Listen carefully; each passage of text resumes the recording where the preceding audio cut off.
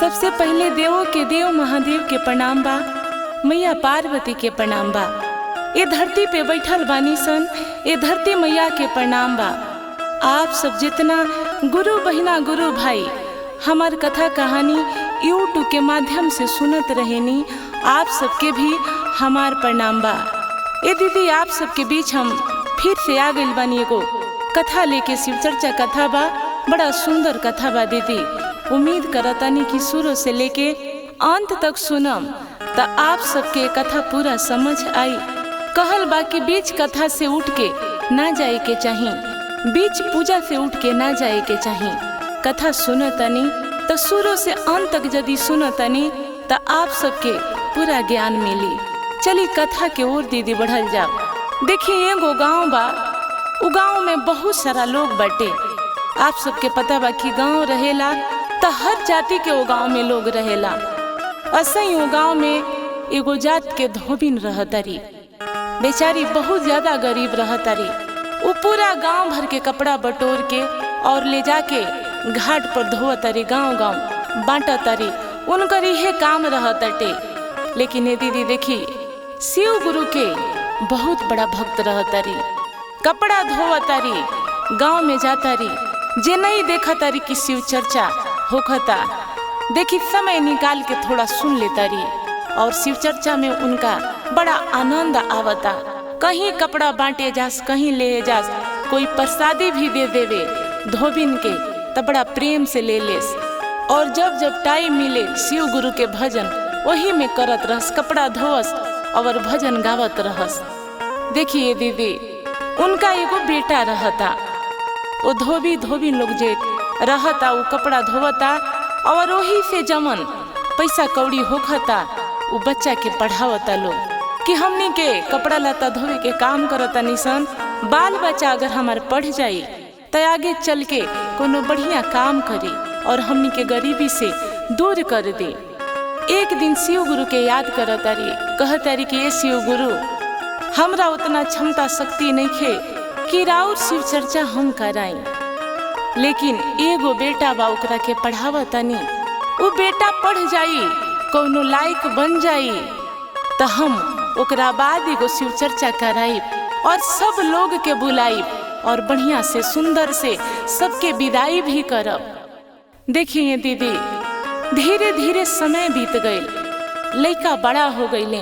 शिव गुरु जी उनकर सुन भी लिहनी, लड़का के नौकरी लाग गई। धोबी और धोबी बड़ा खुश भइल लोग कि हमनी के शिव गुरु से जौन अर्जी कैनी सन वो हमनी के पूरा हो गई। देखी पूरा मुहल्ला नमत दिहली कि हमरा घरे काल शिव चर्चा बा, आप सबके आवे के बा। सब लोग के बोल दिहली। देखी बिहान भइल, सभे लोग शिष्या गुरु बहिना लोग आइल, गुरु भाई लोग आइल और चर्चा शुरू हो गई। 3 घंटा के शिव चर्चा भइल और समाप्त भी हो गई। देखी सबके प्रसाद बटली अपना हाथे, सब लोग प्रसाद लेलक और सब लोग ये कहे कि बढ़िया भइल कि धोबिन के बेटा के नौकरी लाग गई। बढ़िया बा, कितना दिन से कपड़ा धोवतारी, धोवत धोवत पूरा इनकर जिंदगी खत्म हो गई कि अब बेटा भइल बा, नौकरी भइल बा तो धोबिन के तनका आराम मिली। कहल बा ये दीदी देखी कि दूसरा के खुशी से यदि आपके खुशी बना तो आपके भी कोनो कमी होके नहीं खे जा। सब शिष्या बहिना लोग अपना अपना घरे चल गए। अब देखा तारी कि बहुत सारा प्रसादी कटरा में बाचल बाटे। आखिर का करी एकरा के सोचली धोबिन की जेकरा के नइखी प्रसादी देले, जे लोग नइखी आई लोकरा के हम बांट दी। और बची तो घर के सामने पुल बा, पुल से रास्ता निकलेला, सब लोग वही रास्ता से जाला तो वो लोग के हम बांट दे। हम प्रसादी खत्म हो जाई, काहे की प्रसादी फेंकल अब सगुन मानल जाला। अब देखी सबके घरे घरे जाके प्रसादी देवे लगली। जे लोग ना आई रहे, जे लोग घरे ना रहे, काम काज से बाहर गई रहे, ओकरा घरे प्रसादी देवे लगली धोबिन। फिर भी प्रसादी बच गई। अब गईली पुल पर बैठ गईली, पुल से होके रास्ता निकलत रहे, सभी लोग राही आवत रहे और सबके प्रसाद देत जात रहली। सब लोग राही लोग ले लेके जात रहे। अब देखी वही रास्ता से दीदी पंडित जी एगो रहनी, पंडित जी आवत रहनी। पंडित जी के ससुरारी में शादी पड़ल रहे और उस ससुरारी के पूरा तैयारी में रहनी। सार के लड़का के शादी बा, वही में वो पंडित जी जात रहनी। धोबिन कहली कि ये बाबा हई प्रसाद ले ले, हमरा घरे शिव चर्चा भइल ख और बड़ा श्रद्धा से हम शिव गुरु के चर्चा करैले रहनी हम। देखी पंडित जी सबसे पहले पूछतानी कि प्रसाद ले ले हम, ई बात बढ़िया बा, लेकिन एक बात तू हमरा के बताओ, प्रसाद बांटा तारो अच्छा बात बा, तू कौन जात हो?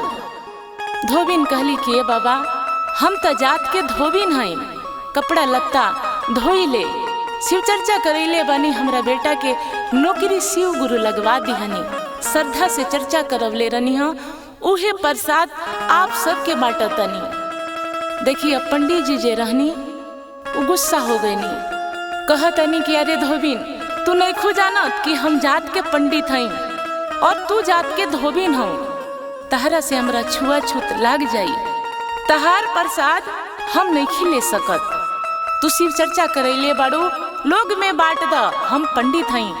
देखी पंडित जी के पंडित भैला के घमंड रहे।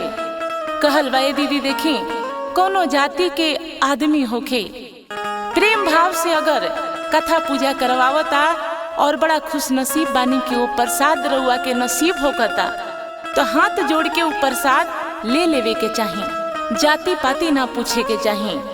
वो प्रसाद में बड़ा श्रद्धा होकेला जे पूजा पाठ करावेला।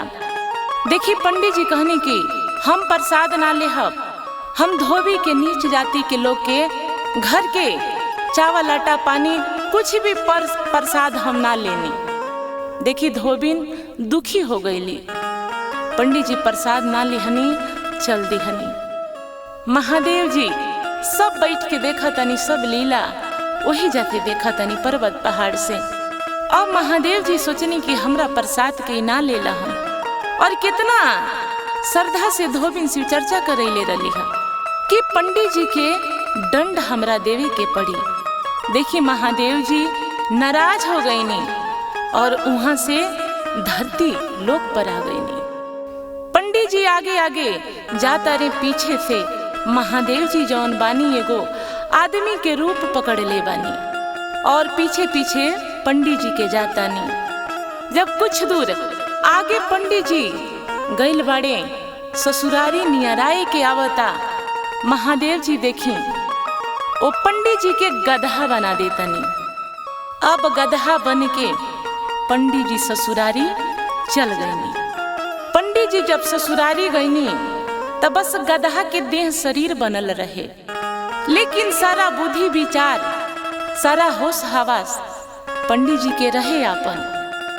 अब देखा तनी पंडित जी के अरे हम तो गधा के रूप में आ गइल बानी, कैसे जाई ससुरारी, के हमरा के चिन्ही के हमरा के ना चिन्ही।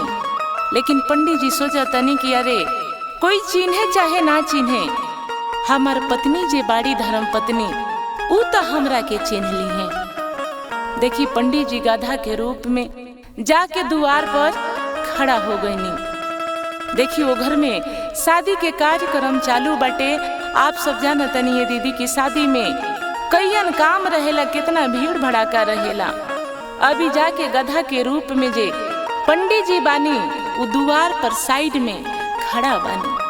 पंडित जी के ससुर अइले सामान लेके हाथ में आवत रहे तो देखत रहे कि अरे शादी ब्याह के टाइम बा, छोटा बाल बच्चा सब घूमत रसन, बगल में पता ना कहाँ से गधा आ गई बा, एकरा के भगावे के पड़ी। देखी पंडित जी के ससुर अब सामान ले घर में गईले, घर में रख के अइले एगो पैना ले और गधा के लगले हुलकावे। अब वो गधा टस से मस ना होखत रहे, वो तो पंडित जी रहनी। अब जब टस से मस गधा ना भइल तो ससुर लगले वो गधा के पीट के लगले भगावे। अब वो गधा के रूप में पंडित जी जाके ओसारा में खड़ा हो गईनी। ससुर पैना फेंकले और फिर काम में कोनो चल गईले। तब तक देखी कि पंडित जी के साले साहब के नजर पड़ जाता। अब वो सोचता रे कि अरे ये गधा उसरा में का करत अटे। अब उहो आवत रे उठ के लागत रे गधा के मारे। अभी पंडित जी जे गधा के रूप में रहले ये बार बार कहस कि हमरा के मत मारा, हम तहार बहनोई हई। देखी जानवर की आवाज भी कोई समझ पावेला। अब उसार मारे जब लगले तो गधा देखी आंगन में जाके घुस गई। पंडित जी रहनी देखी एगो शिव गुरु के प्रसाद के अपमान कैला के मतलब।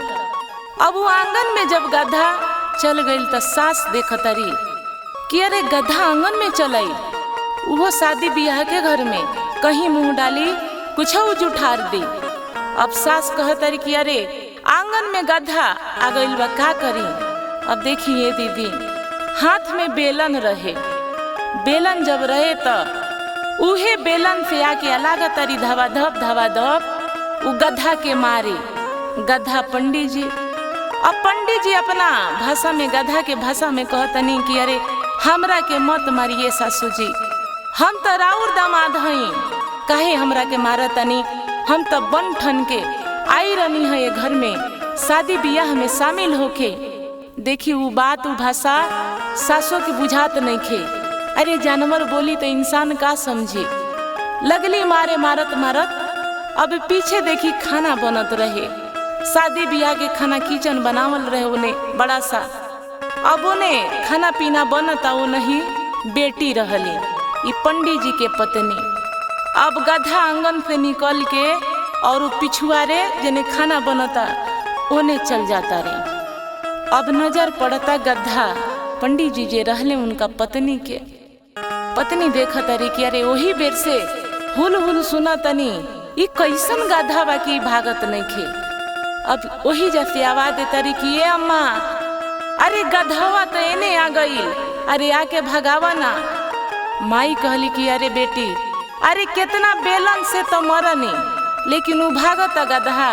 तहार पप्पो मरनी भाइयों मरले हमो मरनी।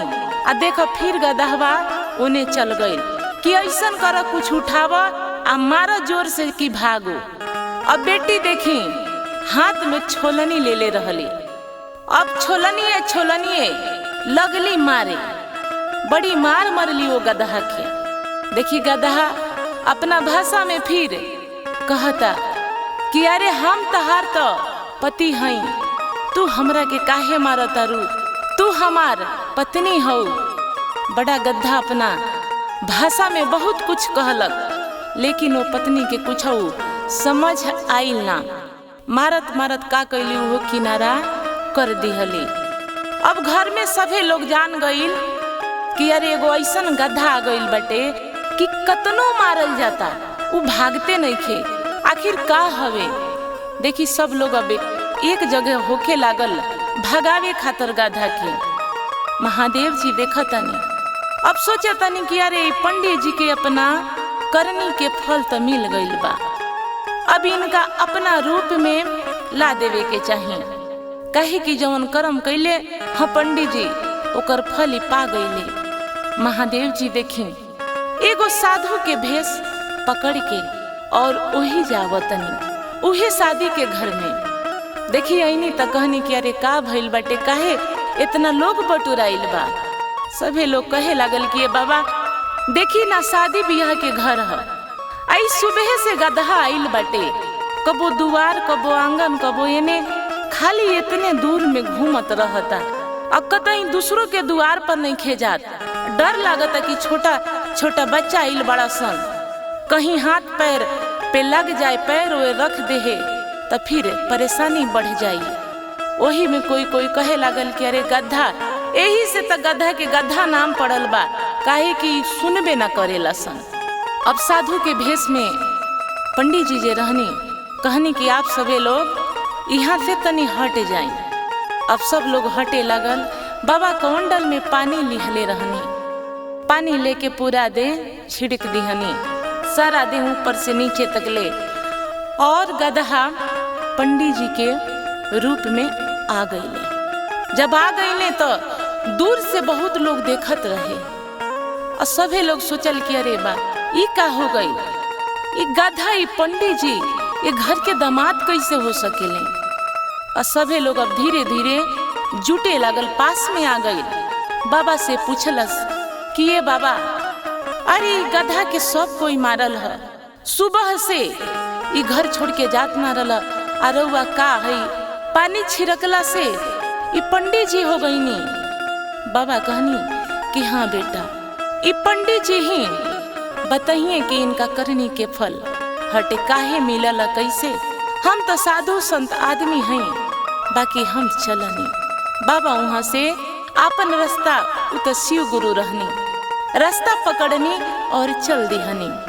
देखिए पंडित जी से सभी लोग पूछे लागल, सास ससुर पत्नी पूछल कि अरे कैसे हो गइल ख।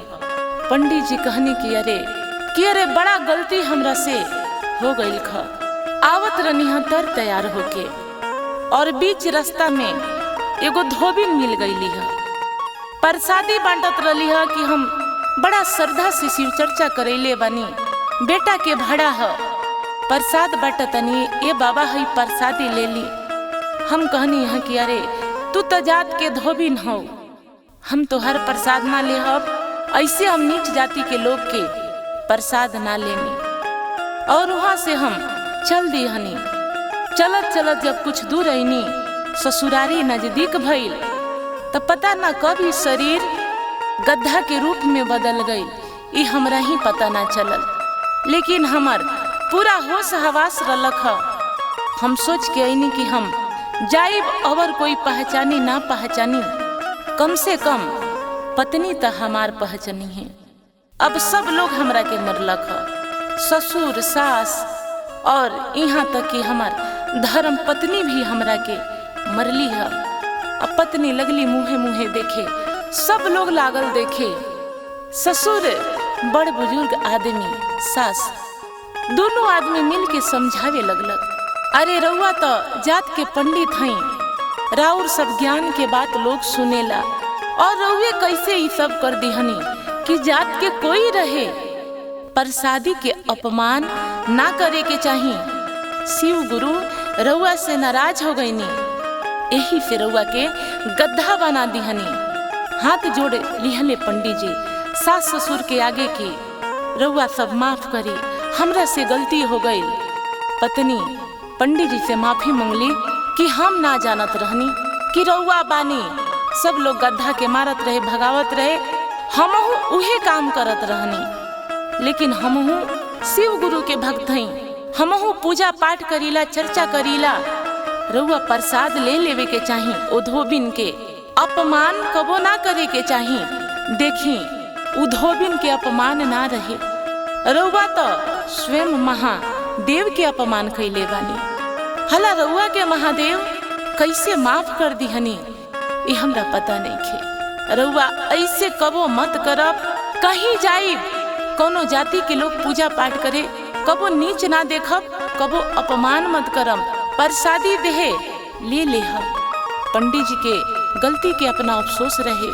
शिव गुरु के प्रणाम पंडित जी कहले कि हे महादेव, एक बार गलती तो सभे माफ कर देला, रउआ हमरा गलती के माफ करी कि ई गलती कबो जीवन में दोहराइब ना हो। देखी महादेव जी माफ कईनी। यही से कहल बा ये दीदी, देखी चर्चा में जातानी, भजन भाव करतनी, कब केकरा दुआरे अंगना जाए के पड़ जाए। एकरा में जाति पाति कबो ना देखी, प्रेम देखी, भाव देखी, लगन देखी कि के कितना श्रद्धा से रउआ के बोलावता। प्रसाद देहे, प्रसादी के तो कबो अपमाने मत करी। और रहल बात छोट बड़ नीच ऊंच जाति के, कबो भेदभाव मत रखी। अरे जिंदगी में का बाटे, खाली हाथ आइल बनी, खाली हाथ चल जाई, कुछ बाना। सबसे मिल के रही, प्रेम भाव से रही। हमार कथा पसंद आइल बा तो हमरा कमेंट में हर हर महादेव लिख दे हम। धन्यवाद।